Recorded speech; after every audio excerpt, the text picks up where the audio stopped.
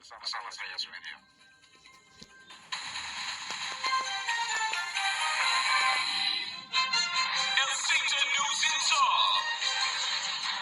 Aktivitas pengungsi di ruang publik terpadu rumah anak atau RPTRA Rasela Koja Jakarta Utara pagi ini banyak yang melakukan olahraga dan simak kembali laporan Muhammad Yusdianto. News Update. Rizky? Ya, baik mendengar aktivitas pengungsian di RPTRA Rasela Koja Jakarta Utara pada pagi hari ini diisi dengan berkegiatan berolahraga. Hal ini memang untuk menciptakan kebugaran serta juga mengisi waktu bagi para pengungsi yang ada di RPTRA Rasela Koja Jakarta Utara. Olahraga yang tadi dipimpin oleh beberapa lembaga relawan maupun juga pemerintah serta lembaga-lembaga lainnya yang ada di sini untuk memimpin olahraga dan juga memimpin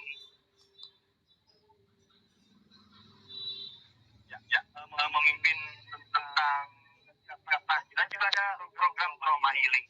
Dan mungkin kami tidak dulu laporan kami, Suwiryo, kami akan mewawancarai perwakilan dari Pertamina yang hadir atau ada pada pagi hari ini. Pendengar aktivitas pengungsi di RPTRA Rasela Koja Jakarta Utara pagi ini banyak yang melakukan olahraga.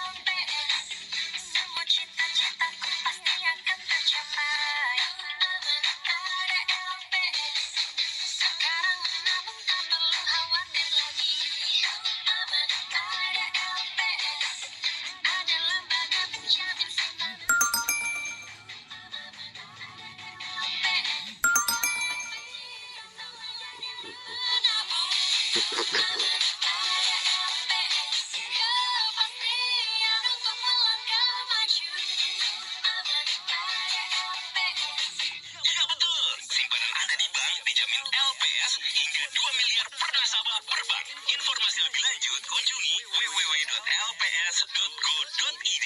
Jadi, gak usah ragu nabung di bank, kan aman dijamin LPS.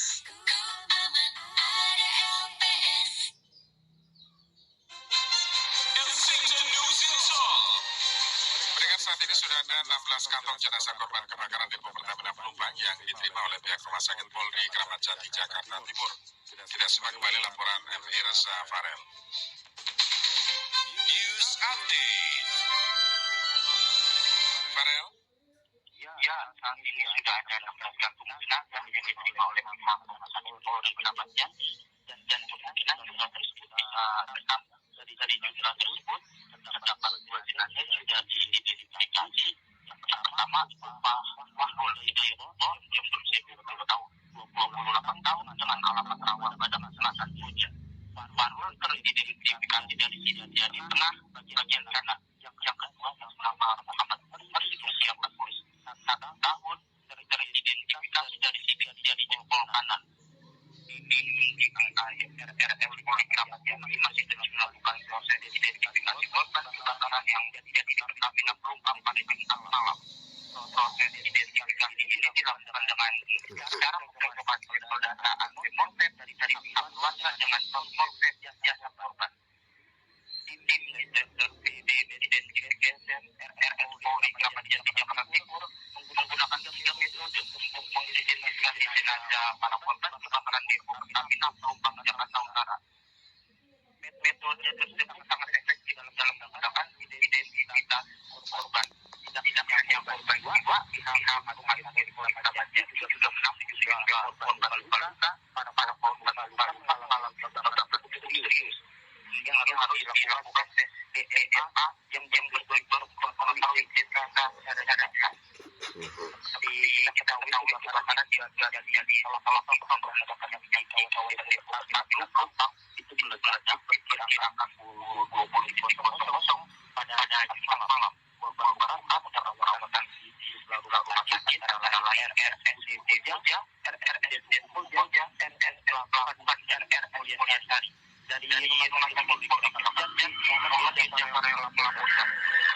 Saat ini sudah ada 16 kantong jenazah korban kebakaran depo Pertamina Pelumpang Jakarta Utara yang saat ini sudah berada di Rumah Sakit Polri Kramat Jati Jakarta Timur.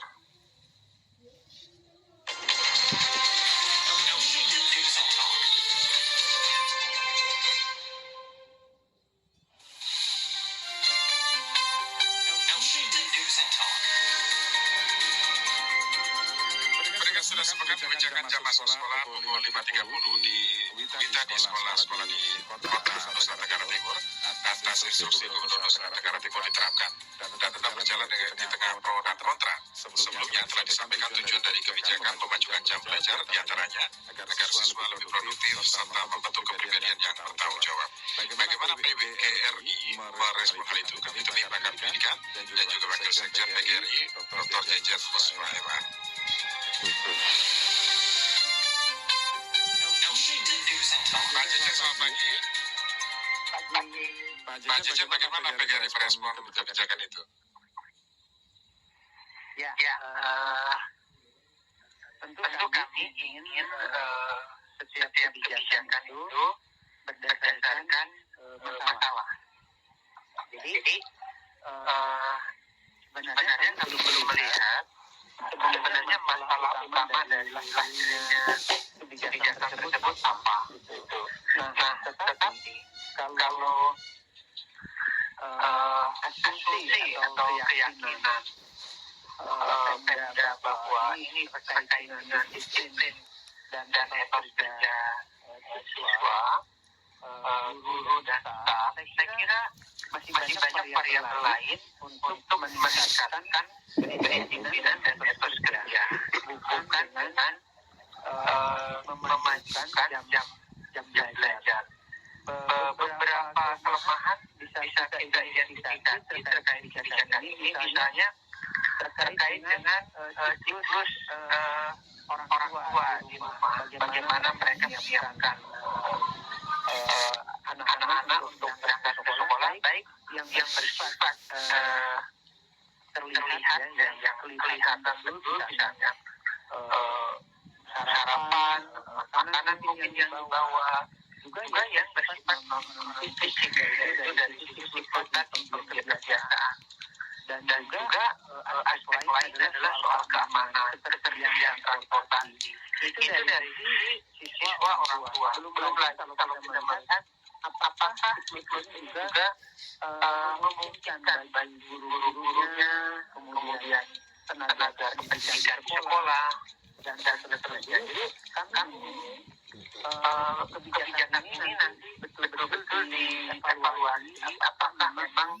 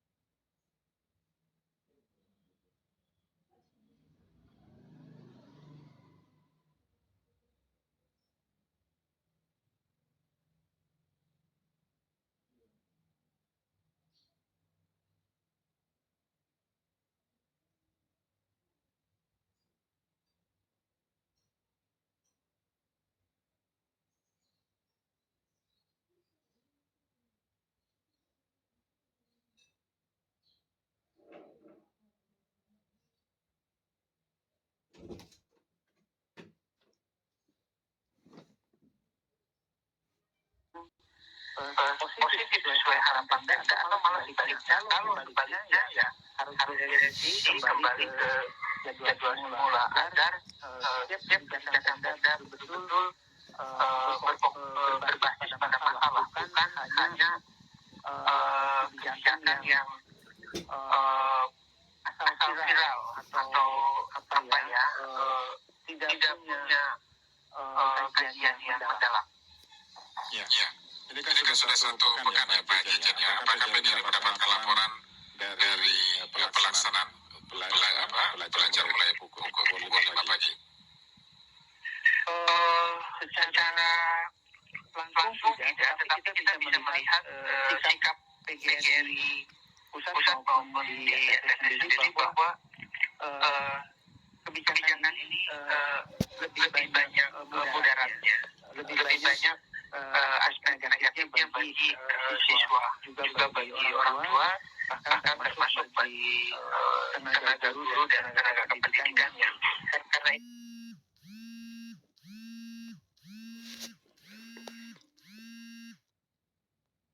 itu piloting ini di 10 sekolah ini betul-betul kami harapkan memberikan data yang valid bagaimana setelah seminggu kebijakan ini dilakukan, karena problemnya ketika ini diterapkan di negeri kan bersifat struktural atau top down.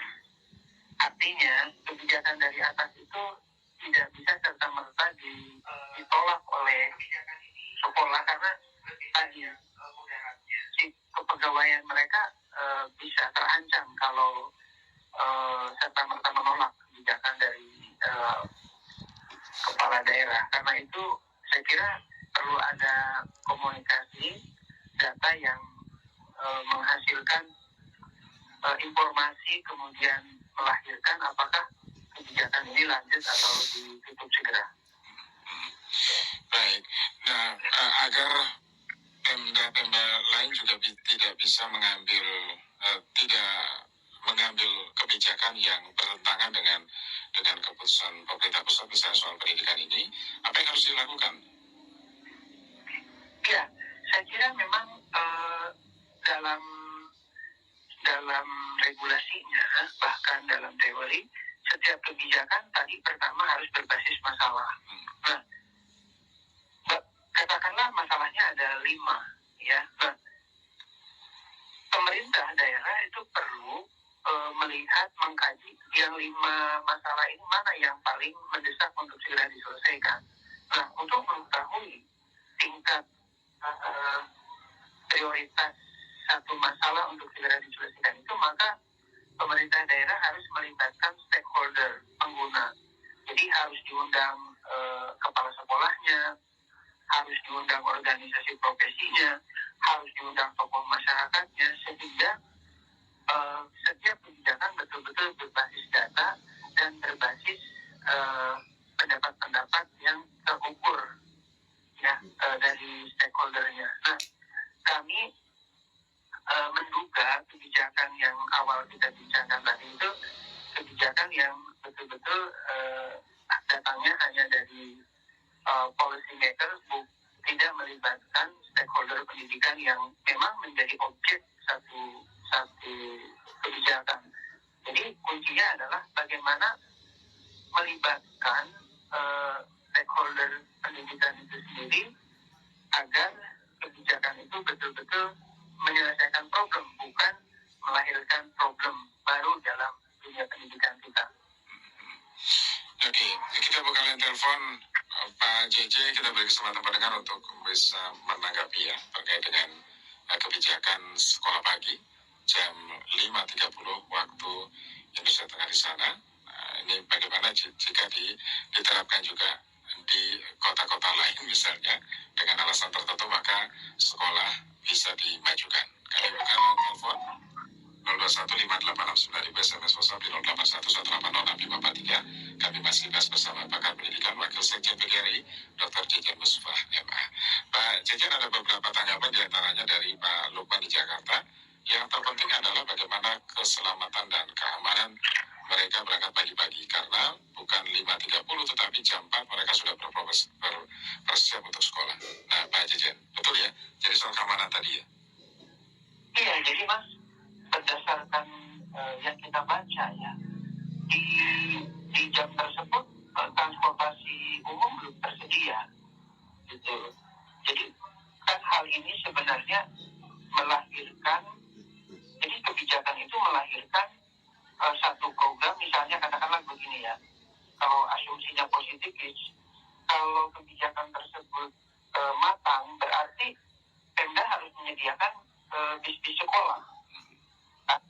Tapi kan ini tidak. Nah, ini kontraproduktif sehingga kebijakan bukan menyelesaikan masalah, tapi bisa menimbulkan masalah baru, terutama masalah keamanan siswa tadi di jalan.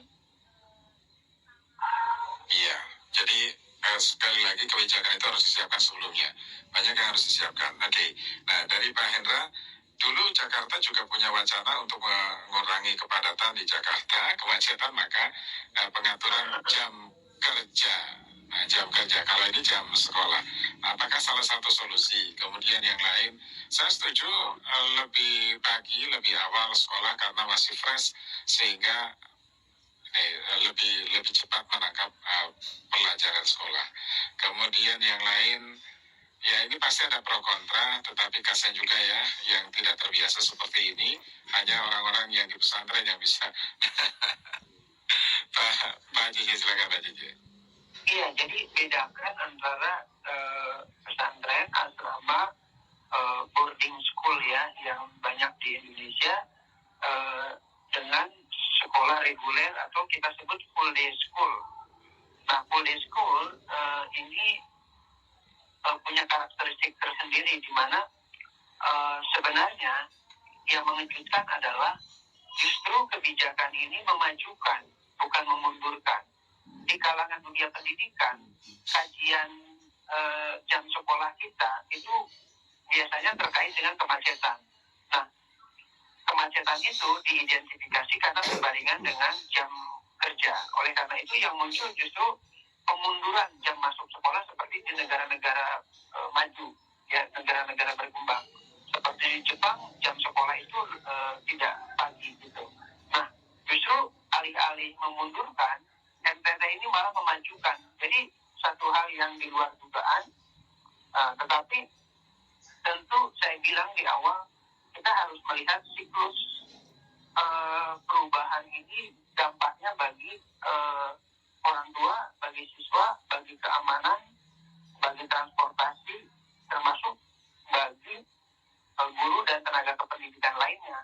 Berarti kalau siswanya jam 5.30, guru dan tenaga kependidikan harus lebih pagi lagi datang ke sekolah. Berarti mereka bangunnya juga harus lebih pagi lagi. Belum lagi kita bicara misalnya apakah para penjual, ya, para pedagang yang menyediakan sarapan di kantin maupun di luar sekolah sudah tersedia atau tidak. Nah, jangan sampai karena kebijakan ini justru anak-anak tidak sarapan. Kalau tidak sarapan jadi sakit. Kalau tidak sarapan, pembelajarannya jadi tidak maksimal. Oke, kita sama pendengar ada Pak Heru di Tangerang ya. Pak Heru, silakan Pak Heru. Halo, Pak Wiryo. Iya, Pak Heru. Bikin orang Pak Heru putus-putus suaranya Pak Heru. Iya, bikin kebijakan yang jangan bikin ketawa rakyat. Pejabatnya aja cuma masih pada ngorok anak sebelum sekolah. Jadi yang nggak masuk akal lah. Satu lah kalau bisa diundurnya aja jam 8 masuk baru gitu kan. Jangan dengan alasan masuk dan segala macam. Kalau emang ambil kebijakan ya orang kerja jam 7, anak sekolah masih jam 8 atau jam 8:30 boleh. Karena pendidikan kita ini kebanyakan praktek yang nggak dilaksanain nanti setelah lulus gitu loh. Contoh PPKN. Itu kan udah ada di agama tuh. Iya. Itu agama kadang-kadang gurunya nggak ngajar. Ya, semuanya anak-anak banyak tawuran. Terus seperti praktek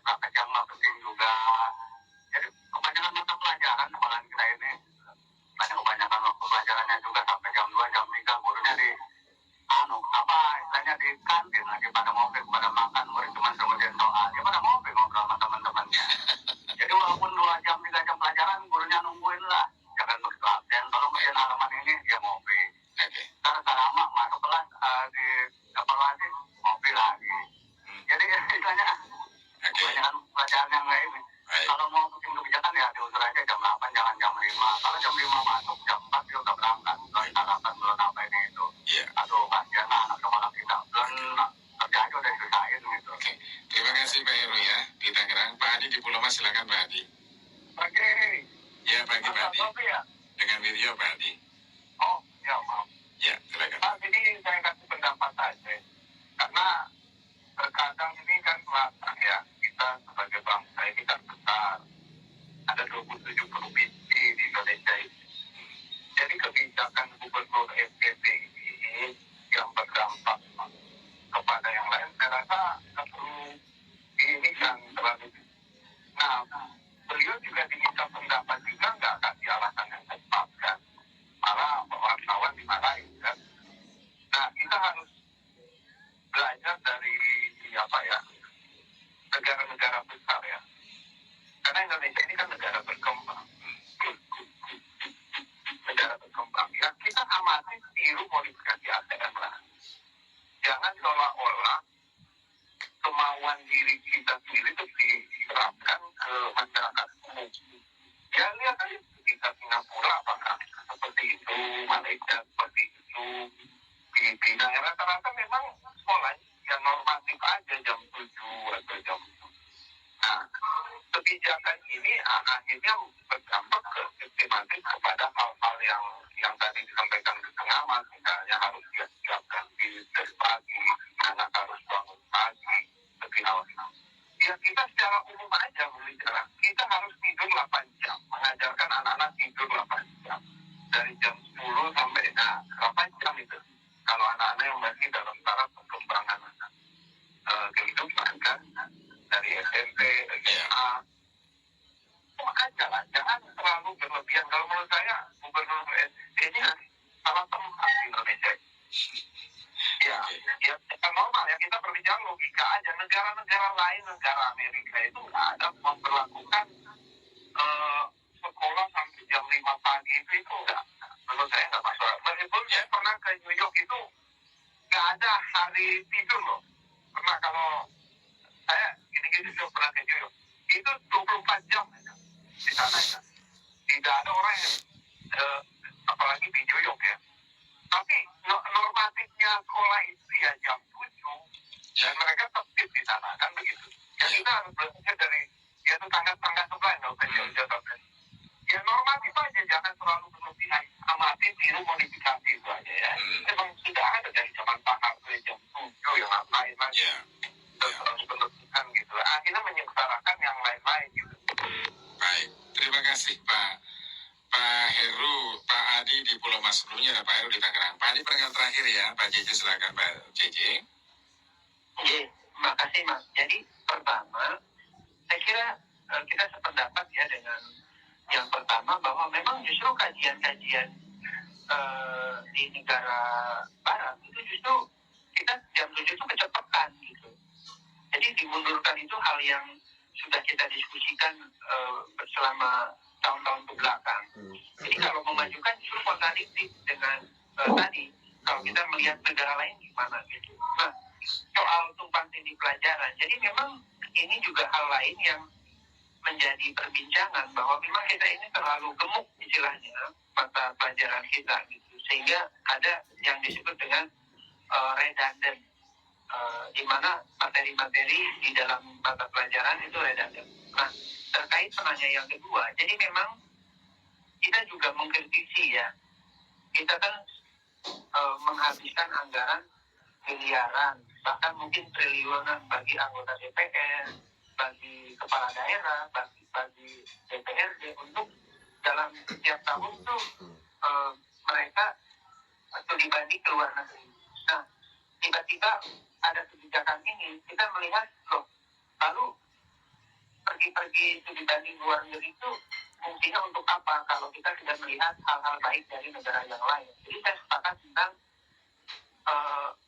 kita tiru saja adopsi, kemudian kita sesuaikan dengan kondisi-kondisi lingkungan daerah kita, kemajuan-kemajuan yang sudah diperoleh oleh negara maju.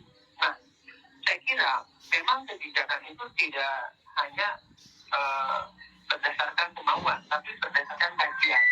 Nah, kita kita harapkan orang-orang di sekitar kepala daerah itu gubernur dalam hal ini itu memberikan masukan-masukan yang konstruktif sehingga setiap kebijakan itu sesuai dengan teori best practice tapi juga sesuai dengan lingkungan di NTT sana. Nah, yang terakhir saya kira memang riset-riset terbaru menyebutkan bahwa waktu tidur yang dimiliki oleh anak-anak kita menjadi variabel penting dalam konteks melahirkan siswa-siswa yang siap untuk belajar di pagi hari. Oleh karena itu, bahkan di beberapa negara untuk anak-anak SD, SMP itu disediakan waktu tidur di tengah pembelajaran mereka. Saya kira demikian. Ya, baik. Pak JJ, terima kasih sudah bersama kami. Pak JJ, selamat pagi Pak JJ.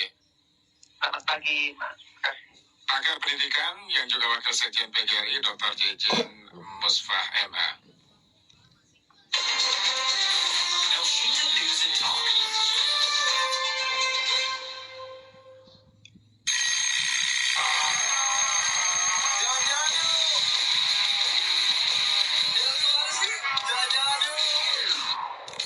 Assalamualaikum warahmatullahi wabarakatuh. Ketemu lagi bersama saya Devi Maharani di Kubu Dapur Elshinta TV. Halo pemirsa Kisi-Kisi, saat ini saya sudah berada di kawasan Pabuaran, Bojonggede, Bogor, Jawa Barat. Kesehatan merupakan hal utama dari kehidupan. Pastikan program dokterku bersama kami. Hanya di Elsita TV. Untuk bisa menikmati siaran digital Elshinta TV, atur ulang decoder atau STB Anda di channel 43 UHF.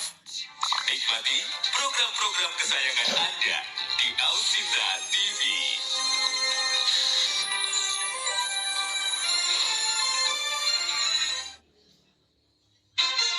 Elshinta News and Talk. Saat ini, tempat pengungsian PMI disterilkan menjelang kedatangan Presiden Joko Widodo termasuk antisipasi di Jalan Raya Pelumpang Center, Jakarta Utara. Kita simak laporan MS Sudiono. News Update. Sudiono. Saat ini terpantau di PMI atau Palang Merah Indonesia di Jalan Raya Pelumpang Koja, Jakarta Utara masih ditemui oleh para pengungsi korban dari depo Pertamina Pelumpang Jakarta Utara setelah mengalami musibah kebakaran 2 hari lalu, dan juga kedatangan para pejabat untuk menengok mereka juga terus berdatangan, termasuk hari ini yang akan dikunjungi oleh Presiden Republik Indonesia Joko Widodo.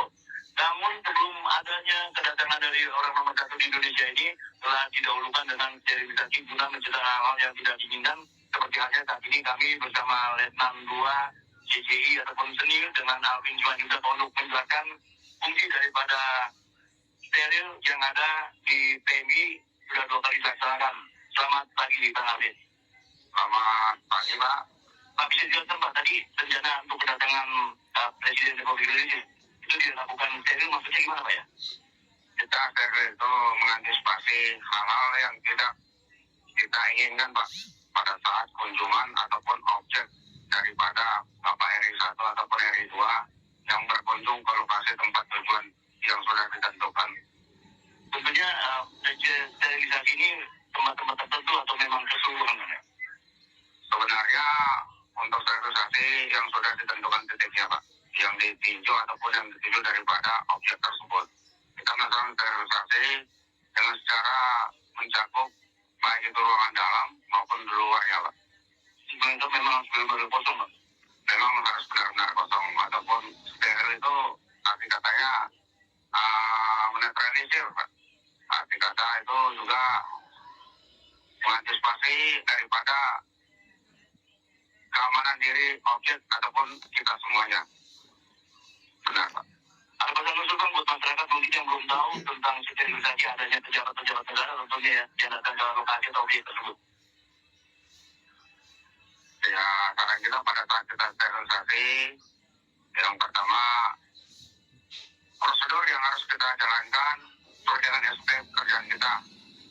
Kita agar masyarakat bisa memahami dan mengakui pada saat kita bekerja ataupun melakukan sterilisasi. Terima kasih Pak. Demikian Letnan 2 CJI, Bung Alvin Simanjuntak kami jelaskan bagaimana adanya sterilisasi untuk kedatangan para pejabat terutama untuk Presiden Republik Indonesia. Setiap akan datang ke satu objek yang telah ditentukan seperti halnya ini yang akan datang ke Palang Merah Indonesia Gedung yang ada di Jalan Raya Kupang. Namun demikian masyarakat terkadang tidak mengerti atau tidak memahami adanya sterilisasi karena memang dilakukan oleh anggota-anggota TNI tertentu yang sudah terlatih dan melakukan SOP kerjanya yang sudah ditentukan dari satuannya ataupun dari Satlantas ataupun Komando Satlantas sendiri. Untuk sementara di ruas jalan raya Kupang saat ini masih dilakukan pembebasan jalan, namun separuh dari jalan tersebut sudah dijaga ketat karena banyaknya anggota baik dari kepolisian lalu lintas, polisian sabana maupun dari TNI dan juga dibantu oleh satuan keamanan dari wilayah gedung masing-masing sudah ada di lokasi tersebut guna mengantisipasi kelancaran kedatangan dari orang nomor satu Republik Indonesia yaitu dengan Presiden Republik Indonesia Joko Widodo. Untuk sementara demikian laporan Emi Sriono dari Koja Jakarta Utara, Video. Saat ini tempat pengungsian PMI disterilkan menjelang kedatangan Presiden Joko Widodo, termasuk antisipasi di Jalan Raya Penumpang Seber Jakarta Utara. Wakil Presiden Maruf Amin melakukan kunjungan kerja ke Osaka, Jepang untuk membawa misi tingkatkan kerjasama Indonesia-Jepang di bidang ekonomi dan keuangan syariah. Kita simak laporan Ragi Lestari. Live report. Ragil. Hari ini Wakil Presiden Maruf Amin didampingi Ibu Haja Wuri Maruf Amin beserta rombongan terbatas melakukan kunjungan kerja di Osaka, Jepang. Selain Osaka, Wapres juga diagendakan melakukan kunker di Kyoto, yaitu wilayah yang pernah menjadi ibu kota Jepang selama 1000 tahun dan berperan sebagai pusat politik dan budaya. Sekitar pukul 8.30 tadi pagi, Wapres beserta rombongan menggunakan pesawat Garuda Airbus A330 lepas landas dari Bandara Internasional Soekarno-Hatta menuju Bandara Internasional Kansai Osaka. Setelah menempuh perjalanan selama kurang lebih 7 jam, Wapres nanti akan disambut dari Duta Besar Republik Indonesia untuk Jepang. Kemudian ada juga Federasi Mikronesia, Konsul Jenderal RI Osaka, juga beberapa pejabat yang ada di Jepang. Dan untuk mengawali kegiatan di Jepang, diawali pada hari Senin besok, Wapres diagendakan melakukan pertemuan dengan beberapa tokoh yang ada di sana yang sudah diagendakan di Hotel Imperial, dan kemudian Wapres juga menuju ke Masjid Istiqlal Osaka. Diagendakan juga tiba di lokasi setelah menempuh perjalanan kurang lebih 20 menit, dan di sana akan disambut oleh Ketua Yayasan Masjid Indonesia Osaka yang juga merupakan Imam Masjid Istiqlal. Kemudian ada beberapa agenda juga yang nanti akan dijalani oleh Wapres selama kunker kurang lebih 4-5 hari. Dan di hari terakhir juga akan mengagendakan memberikan kuliah umum di Symposium Hall Kyoto University. Acara ini nanti akan dihadiri oleh Persatuan Pelajar Indonesia di Jepang. Kemudian ada beberapa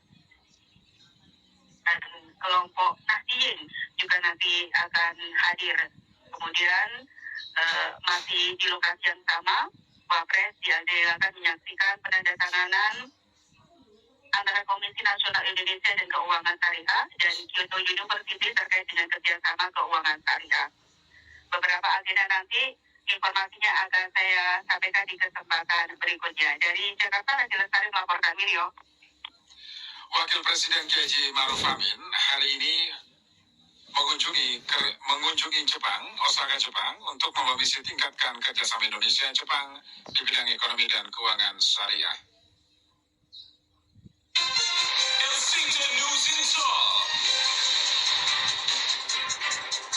Beberapa titik lokasi di kota dan Kabupaten Bandung yang akan dikunjungi Presiden Republik Indonesia Joko Widodo hari ini dan Senin besok sudah mulai steril dan dijaga ketat.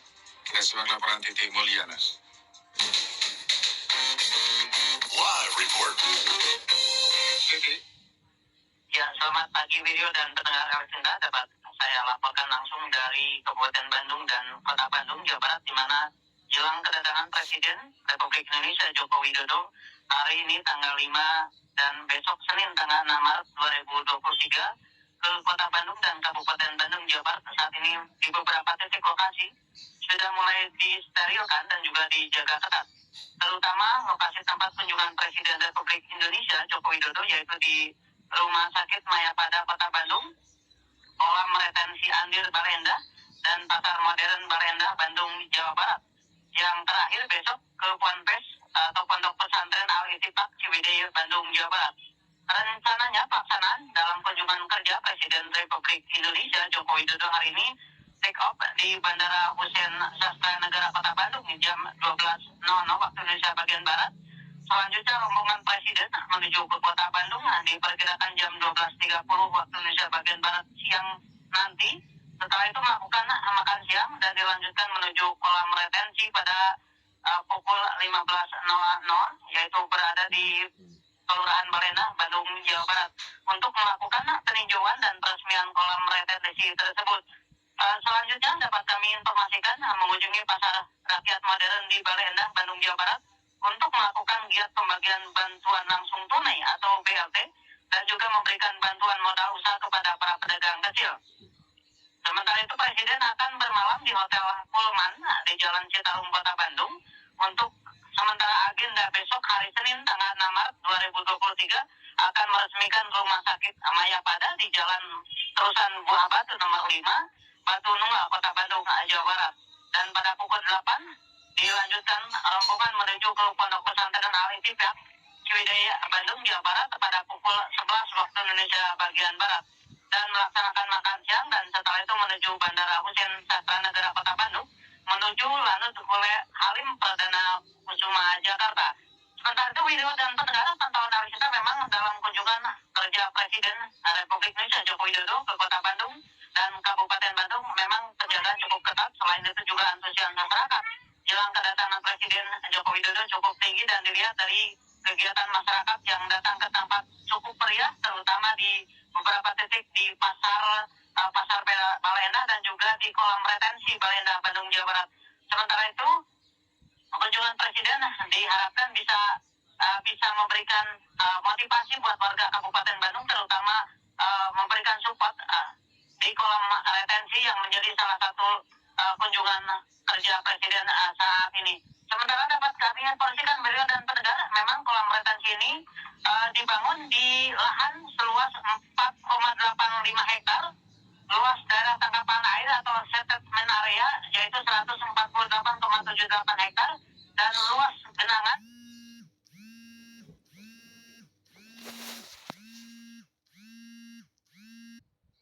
2,75 hektar serta volume tampungan air 137,500 meter kubik. Dan ini diharapkan untuk warga Kabupaten Bandung bisa menampung air jika musim penghujan datang, untuk mengantisipasi genangan atau banjir yang selalu menjadi polemik yang ada di Kabupaten Bandung, Jawa Barat. Untuk sementara demikian yang dapat kami laporkan langsung dari Pasar Modern Balenda, Bandung, Jawa Barat. Titik yang melaporkan kembali ke Anda, Widodo. Beberapa titik lokasi di kota dan kabupaten Bandung, Jawa Barat yang akan dikunjungi Presiden hari ini dan Senin besok sudah mulai disteril dan dijaga ketat.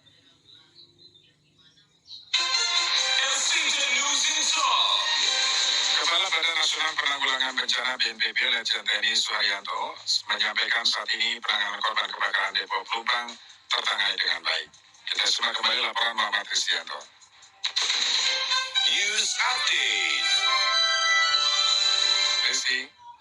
Kepala BNPB Letnan Jenderal TNI Suharyanto menyampaikan bahwa saat ini penanganan korban kebakaran Depo Pelumpang Jakarta Utara tertangani dengan baik. Hal ini disampaikan oleh Suharyanto ketika meninjau kawasan atau salah satu lokasi pengungsian di Petra Rawa Rasela Koja Jakarta Utara.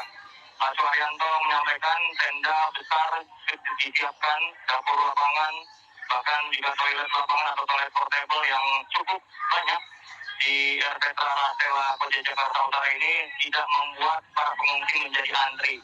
Karena BPBD DKI Jakarta disampaikan oleh Suharyanto memang sudah siap, namun untuk pemerintah pusat BNPB juga mengintervensi, yaitu memberikan bantuan-bantuan seperti tenda besar, Lalu juga ada toilet lapangan yang disiapkan oleh BNPB dan ditempatkan di Erpetra Rasela Koja Jakarta Utara.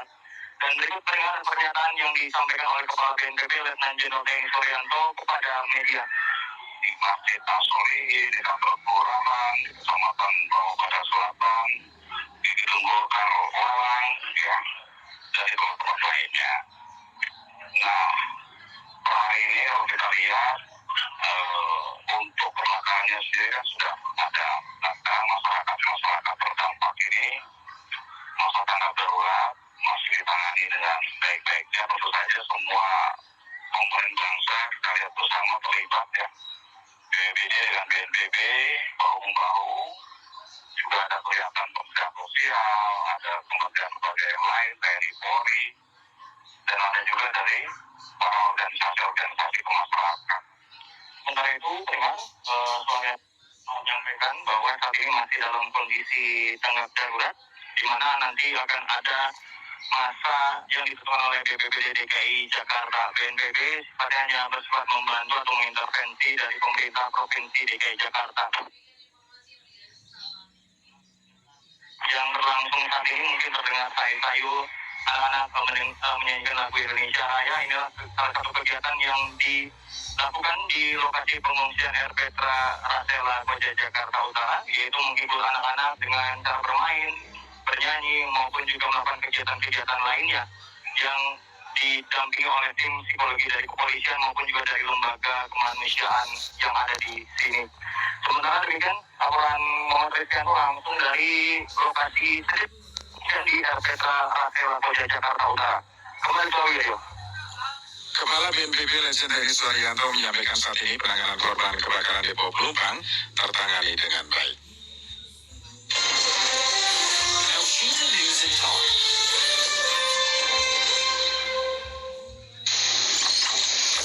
Sorry agak telat bro, macet banget jalan. Iya nih, di perempatan sebelum masuk perumahan gue ada kecelakaan mobil kan? Lo kok tahu sih? Tahu dong, kan dengerin Elshinta. Jadi tahu deh kondisi lalu lintas sebelum jalan. Oh pantesan. Ya udah cabut yuk, jangan sampai telat meeting kita. Sip. Tapi jangan lewat arah kanan. Ada truk mogok di flyover. Lurus aja, ambil alternatif jalan lain. Kau dapat juga info dari Radio Elshinta? Keren abis lo bro. Radio Elshintanya yang keren, bukan gue lagi. Elshinta on the road. Bisa aja lo. Nah, just stay tune Radio Elshintanya dong bro. Biar update info trafiknya. Siap. This is Elshinta News and Talk.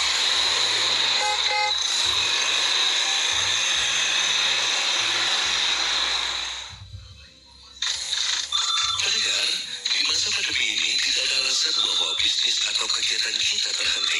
Justru kita perlu lebih kuat melakukannya. Promosikan segala produk, kegiatan, atau capaian institusi Anda di radio dan media sosial Elshinta. Dengan jaringan radio nasional dan engagement medsos yang tinggi, pas untuk bisnis kita. Beriklan, hubungi tim sales Elshinta di 021 210 16670 dan email marketing@elshinta.com. Jadikan Elshinta sarana promosi bisnis dan kegiatan kita. Elshinta News and Talk. Elshinta on the road. Pendengar, kondisi lalu lintas di beberapa ruas tol kami perbarui kembali, diantaranya kondisi lalu lintas di Tol Jagorawi dari Cawang menuju Taman Mini, Cibubur, Bogor, Ciawi lancar, Ciawi, Bogor, Cibubur, Taman Mini, Cawang lancar. Jalan Layang MBZ dari Cikunir menuju Tambun, Cikarang, Karawang lancar, Karawang, Cikarang, Tambun, Cikunir lancar. Jalan Layang MBZ hati-hati di Tambun, kilometer 20+500 menuju kilometer 21 arah Cikampek ada pekerjaan pembersihan dan pengecatan beton pembatas jalur di bahu luar atau bahu kiri. Tol Japek, Cawang, Cikunir, Cikarang, Gawan, Cikampek lancar, Cikampek, Gawan, Cikarang, Cikunir, Cawang lancar. Hati-hati di Bekasi Timur, kilometer 17+600 menuju kilometer 18 arah ke Cikampek ada pekerjaan pembersihan dan pengecatan steel block girder di lajur 4 atau kanan. Kemudian info Tol Jorwi 2S Pulau Pinang menuju Veteran Ulu Jami Pondok Ranji lancar. Pondok Pinang kilometer 19 Rapat Melati padat kepadatan volume lalu lintas. Tol Jor Taman Mini menuju Cikunir Cakung rorotan lancar. Rorotan Cakung Cikunir Taman Mini lancar. Info tol Purbalenyi dari Jatiluhur kilometer 86 menuju kilometer 85 arah Jakarta Barat kepadatan karena ada evakuasi kendaraan truk yang mengalami kecelakaan di lajur 1 atau bau luar bau kiri. Info lain silakan Anda bisa sampaikan di 0215809000, SMS WhatsApp di 0811806543. Elshinta News and Talk. Info, apa kata mereka? Ayo, siapa yang mau didatengin ke rumahnya bareng Elsinta? Saya ikut Elsinta, saya sambelin. Mau sambel apa aja saya bisa. Karena banyak hal termasuk juga masalah sosial isolasi, masalah pelemahan ekonomi, masalah karena begitu banyak berita yang melemahkan hati. Nah pada saat itu mengharapkan badan kita punya imun sistem yang baik tidak terjadi. 2 minggu pertama saya justru kondisinya baik-baik aja, artinya emotional state-nya, psikologisnya baik-baik aja. Masuk ke fase 2 minggu kedua, saya mulai merasa wah ini something is wrong gitu ya. Demikian juga dengan pencapaian kilometer kita di dalam negeri, seperti yang saya bilang sudah ada kepercayaan publik di luar negeri, kita sudah mulai diperhitungkan sebagai para pembuat film yang sama di jajaran para pembuat film internasional. Nah makanya kembali lagi, bisnis itu bukan sekedar apa yang kita suka, apa yang keluarga kita suka, tapi bisnis itu hendaknya yang Allah suka. Instok, apa kata mereka? Setiap hari Kamis pukul 15 waktu Indonesia Barat. Hanya di jaringan radio dan media sosial Elsinta.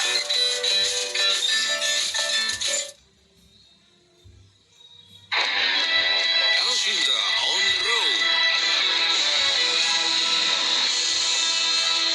Ada kata Anda. Saat laporan ini kami sampaikan terjadi hujan deras di seputar jalur wisata Boyolali Magelang, kawasan jalur wisata Boyolali Magelang, Jawa Tengah, bahwa terjadi peningkatan volume kendaraan arus balik libur akhir pekan yang berada di jalur ini. Peningkatan arus balik ini lebih didominasi oleh mobil pribadi. Elsinta on the road. Hadir bersama Anda. Nah itu ternyata penyebabnya di kilometer 26 itu ada konstruksi di perbaikan jalan ya, lajur jalan, lajur 1 dan lajur 2. Iya, tadi juga saling serobot Pak. Jadi yang arah ke Ancol, arah ke Priok juga akhirnya belakang sampai macetnya tadi sampai kita luar biasa macet. Elsinta on the road. Disajikan untuk Anda. Untuk itu kami himbau kepada para kendaraan kita yang kebetulan menuju ke arah dalam kota melalui arteri, karena di sana juga ada pembangunan, tentunya agar waspada. Elsinta on the road. Hanya di jaringan radio dan media sosial Elsinta.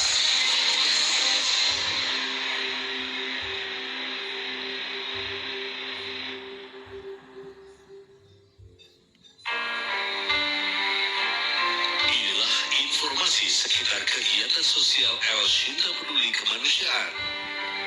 Pendengar tim Elsinta Peduli menyalurkan bantuan dari pendengar radio Elsinta untuk korban kebakaran di Jalan Tanah Merah Bawah RT 12 RW 9 Kelurahan Rawa Barat Selatan Kecamatan Koja Jakarta Utara. Kita simak kembali laporan Raymond Fauzi dari Koja Jakarta Utara.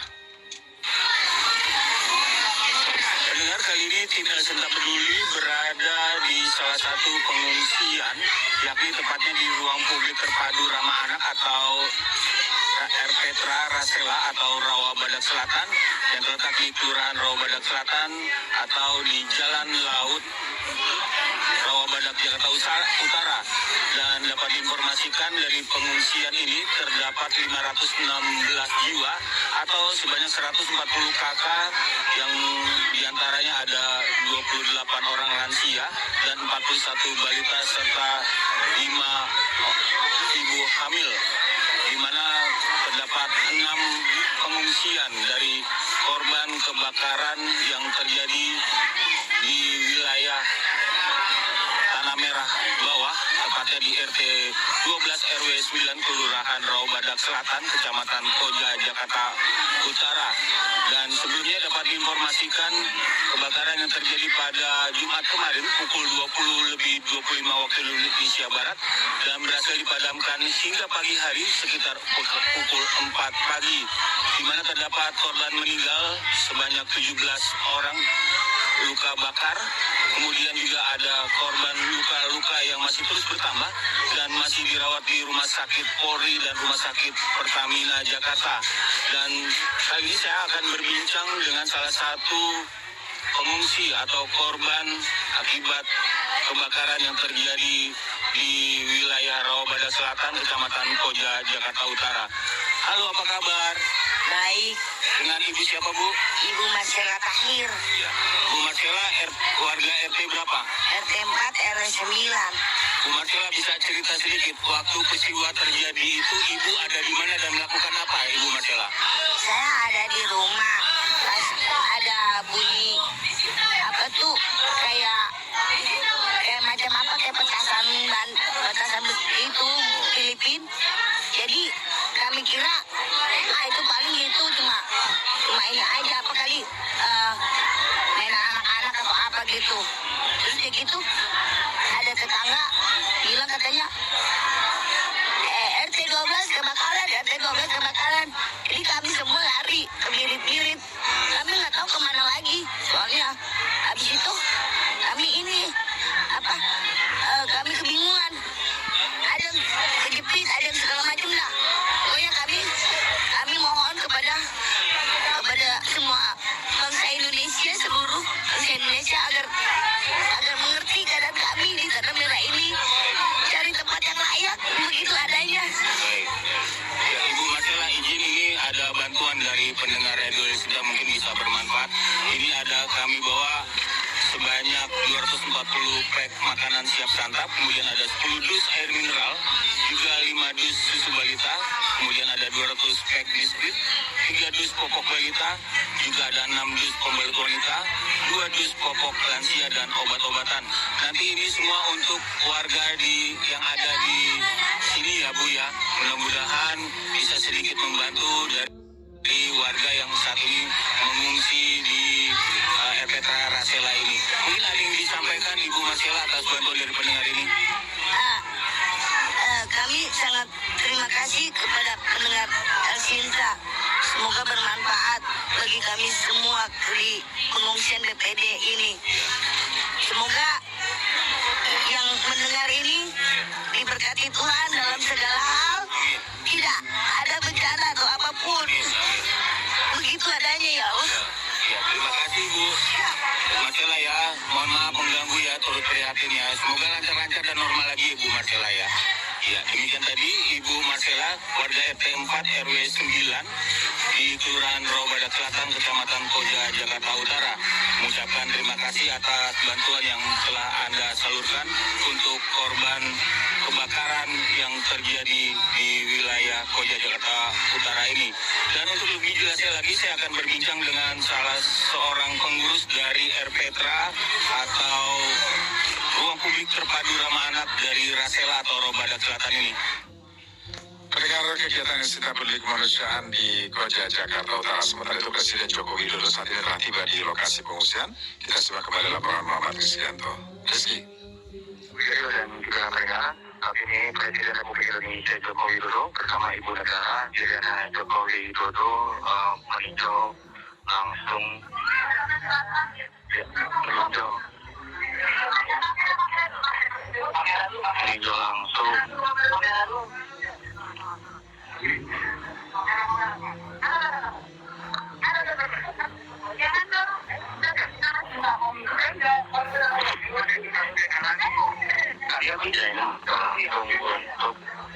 kepada pengungsian, di mana Presiden Joko Widodo juga memberikan bantuan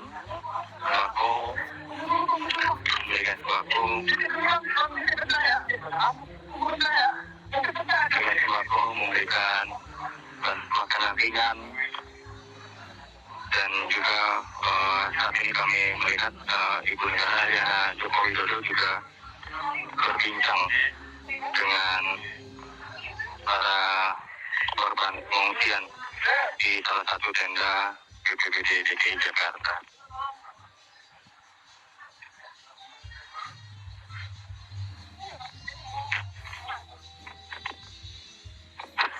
Selain itu, kami juga di sini ada Menteri Koordinator Bidang PMK, ada Muhajir Effendi, ada Kepala BNPB Suharyanto, ada juga Menteri BUMN dan penjabat Gubernur DKI Jakarta Heruwinarko Hartono yang juga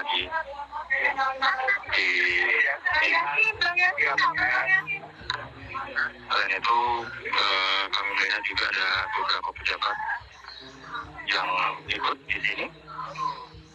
Ada juga dari bingkisan yang diberikan saat ini Presiden masih memberikan bingkisan seperti itu. Selain memberikan bingkisan, Presiden nanti juga akan melihat program-program atau melihat trauma healing yang ada di sini. Itu negara.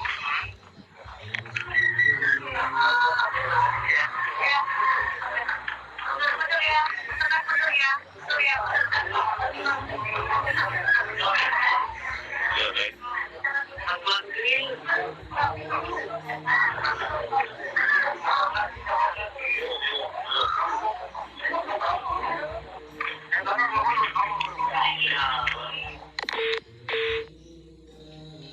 Presiden Joko Widodo saat ini sudah tiba di lokasi pengungsian untuk melihat secara langsung korban kebakaran depo Pertamina Pelumpang Jakarta Utara yang saat ini berada di pengungsian. Akibat kebakaran yang terjadi pada Jumat kemarin, sebanyak 19 orang dinyatakan meninggal dunia. 15 jenazah saat ini sudah berada di Rumah Sakit Polri untuk dilakukan identifikasi. Sementara pihak Pertamina selain menyampaikan duka cita, juga berkomitmen untuk bertanggung jawab dalam musibah tersebut, termasuk akan memberikan perawatan bagi korban yang luka dan memberikan santunan kepada mereka yang meninggal dunia.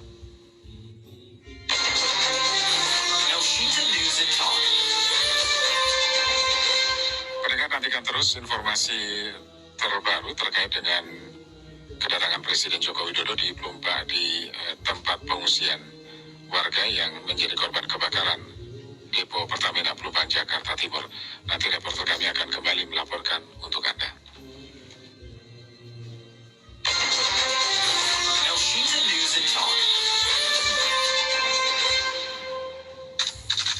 Pendengar, di masa pandemi ini tidak ada alasan bahwa bisnis atau kegiatan kita terhenti.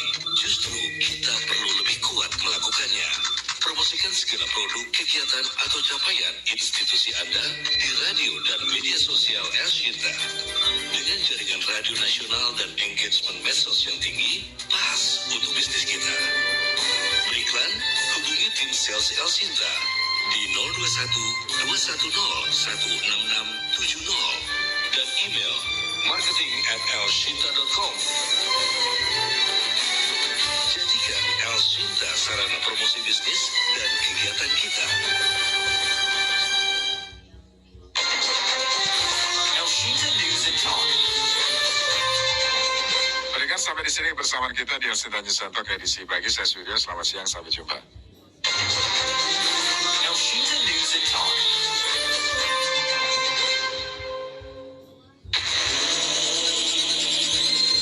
Pancasila. 1. Ketuhanan Yang Maha Esa. 2. Kemanusiaan yang adil dan beradab. 3. Persatuan Indonesia. 4. Kerakyatan yang dipimpin oleh hikmat kebijaksanaan dalam permusyawaratan perwakilan. 5. Keadilan sosial bagi seluruh rakyat Indonesia.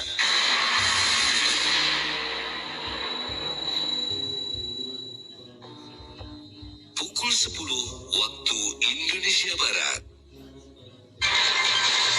Ragam bahasa daerah Indonesia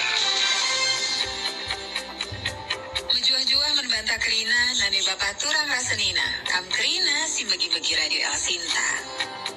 Hadilit kala berikan sen tagiman Bandu, gelah milih ia jadi pimpinan ta, ulah bagi bondo ya. Politik sen gelarna. Jadi, pemimpin si terpilih perubahan politik sen inakai, guna kena kari kekuasaan na, korupsi kari ia, rugi kita. Bera, kasih kukatakan manfaat membantah kerina. Najua-jua.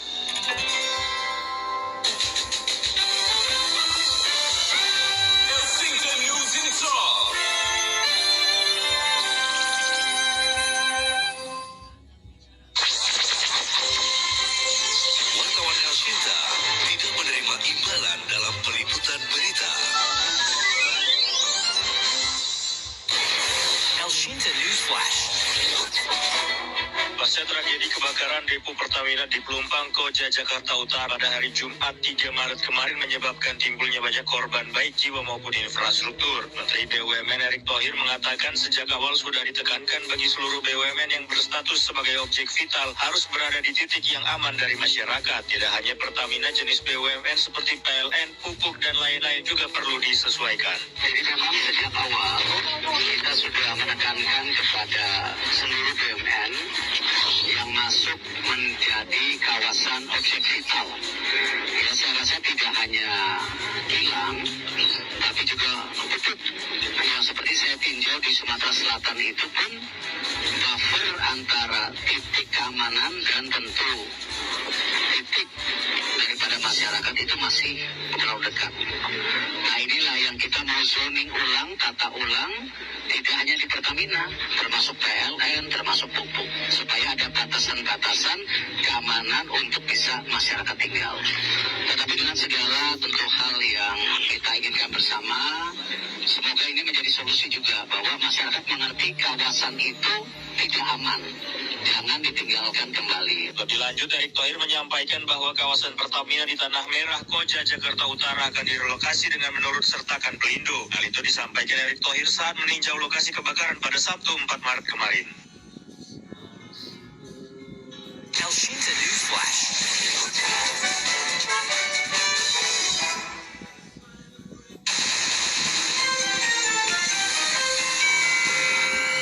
Presiden Joko Widodo hari ini meninjau lokasi kebakaran di depo Pertamina Pelumpang, Jakarta Utara.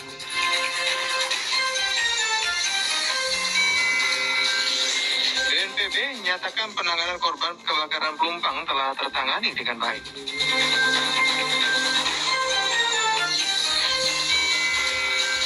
Kami juga masih akan terus pantau arus lalu lintas di wilayah Jakarta dan kota-kota lainnya.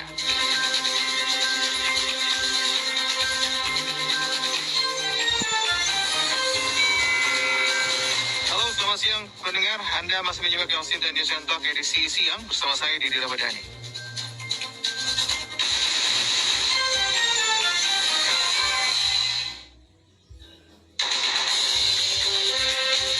Traffic Report dipersembahkan oleh Kapsul Sido Muncul Sari Kunyit bersertifikat halal, lambung sehat, puasa terasa nikmat. Berikan arus lalu lintas di ruas Jalan Raya Kramat Jaya, Jakarta Utara dari Jalan Raya Cilincing hingga Jalan Raya Pelumpang termantau ramai lancar. Namun terhambat di depan Jakarta Islamic Center karena banyak warga yang berolahraga dan berwisata. Laporan MS Sudiono kita akan hadirkan sesaat lagi.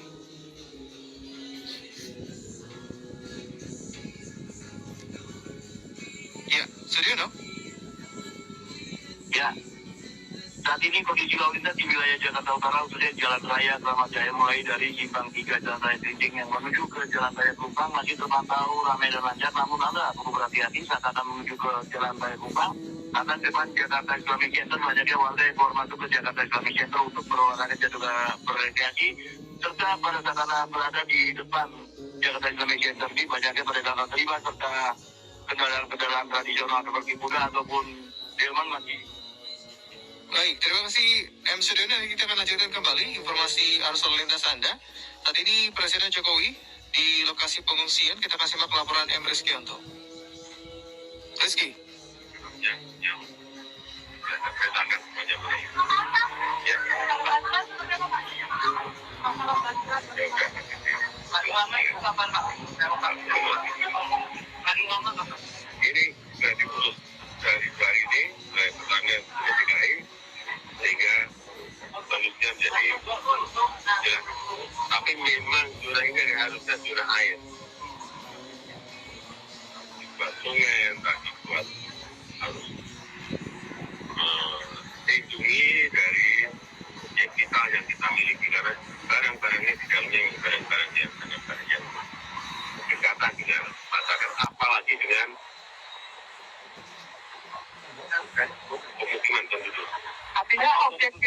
auditnya Pak, selain audit semua Pak yang ada di seluruh Indonesia. Sudah saya perintahkan. Pak, tahun 2009 Pemda pernah mengusulkan buffer zone 50 meter ya Pak. Hanya untuk juga masa kepemimpinan Bapak di DKI terkait proses pengaturan. Ini memang sudah direncanakan untuk dibuat air kanan kirinya sungai. Tapi memang belum sampai pada titik mencarikan solusi bagi penduduk yang ada di situ. Tanah merah ini kan padat dan penuh. Semuanya harus carikan solusi. Saya kira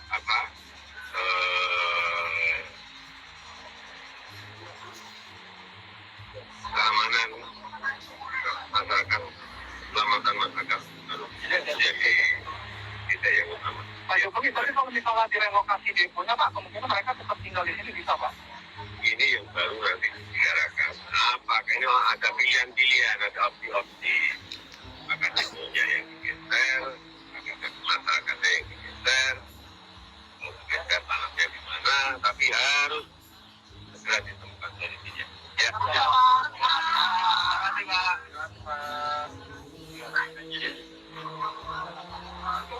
Itu tadi mendengar pernyataan dari Presiden Joko Widodo yang mengunjungi titik lokasi pengungsian di Petra Rasela Koja Jakarta Utara. Tadi Presiden Joko Widodo menyampaikan bahwa untuk relokasi masyarakat yang ada di Jalan Tanah Merah ini nanti akan dibicarakan baik untuk warga ataupun untuk deponya yang dipindah. Namun itu tadi masih dalam tahap pembicaraan antara Menteri BUMN dan penjabat gubernur DKI Jakarta. Presiden Joko Widodo tadi juga menjawab sebuah dengan sejak tahun 2009 sebenarnya sudah ingin dibuat buffer ataupun aliran sungai di sekitaran Depo Pelumpang, namun untuk pembinasan sewaktu itu memang belum terwujud atau terrealisasi karena masih tahap pembicaraan. Dan setelah kejadian ini, Presiden meminta dengan cepat mengambil keputusan kepada Menteri BUMN dan penjabat gubernur apa kebijakan yang diambil untuk tidak mengulangi kejadian yang sama, apakah memindahkan masyarakat di sekitaran Tanah Merah atau memindahkan depo Pelumpang Pertamina. Sementara itu, pendengar, pada kunjungan Presiden Joko Widodo di lokasi pengungsian Petra Rasela Koja Jakarta Utara, Presiden tadi juga membagikan sembako kepada para pengungsi. Lalu Presiden juga membagikan makanan ringan atau makanan cepat saji kepada para pengungsi, dan Presiden juga berbincang kepada para pengungsi atau para korban di Petra Rasela. Selain itu, Ibu Negara Iriana Joko Widodo juga tadi sempat berbincang kepada para korban pengungsi, berbincang kepada anak-anak yang ada di Petra Rasela ini, dan juga melihat kegiatan trauma healing yang dilakukan di lokasi pengungsian Petra Rasela Koja Jakarta Utara. Sementara itu, dalam kunjungannya, Presiden juga dijadwalkan ini tidak hanya mengunjungi Petra Rasela, tetapi juga menuju ke titik lokasi pengungsian lainnya yang masih berada di kawasan Koja Jakarta Utara. Dan pengamanan memang cukup ketat sekali di titik lokasi pengungsian saat ini, karena ada beberapa pejabat negara yang hadir, seperti Presiden dan juga bawahannya tadi.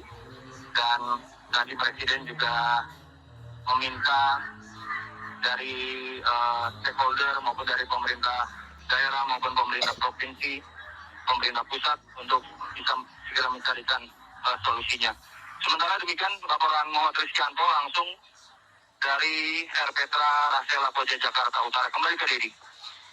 Ya, tadi berikan Presiden Jokowi yang saat ini sudah mengunjungi lokasi pengungsian dari kebakaran Depo Pelumpang di Jakarta Utara.